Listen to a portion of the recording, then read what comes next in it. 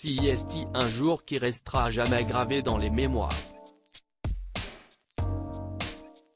Le 29 juillet 1961, des millions de personnes avaient assisté au mariage du prince Charles et de Diana Spencer, à la cathédrale Saint-Paul, à Londres. À travers les caméras et la presse du monde entier, tout le monde pensait assister à un conte de fées, alors que la princesse Diana descendait l'allée dans sa robe blanche, pour dire oui à son prince. En réalité, CIST une toute autre vérité qui s'est opérée, bien loin du conte de fées. Pendant la préparation du mariage, la princesse Diana était de plus en plus inquiète, quant à la relation de son fiancé le prince Charles avec son ex Camilla Parker Bowles dont il était très proche. Quelques jours avant leur union, celle qui était alors Lady Spencer avait trouvé un mystérieux paquet, dans le bureau de Michael Colborne, le secrétaire personnel du prince Charles. Un bracelet aux initiales loin d'être anodine curieuse, la future princesse avait demandé à voir ce qui se trouvait à l'intérieur du paquet.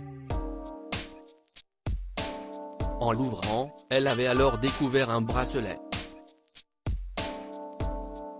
Et pas n'importe quel bracelet, mais un bijou sur lequel étaient gravées les lettres G et F, pour Gladys et Fred, les surnoms que se donnaient le prince Charles et Camilla Parker Bowles.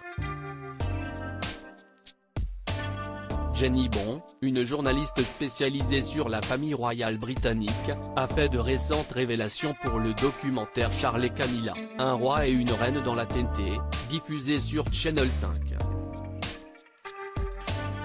Diana m'a dit bien plus tard, lors de l'une de nos conversations privées, qu'elle s'était sentie comme un agneau à l'abattoir quand elle a descendu l'allée, ce qui est très triste, a-t-elle déclaré, comme le rapporte le Mirror.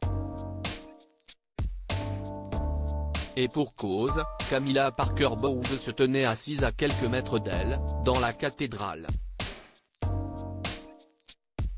Je pense qu'elle savait que les choses n'étaient pas normales, et quand elle a vu Camilla dans la congrégation, elle s'est tout de suite sentie mal à l'aise, a conclu Jenny Bond.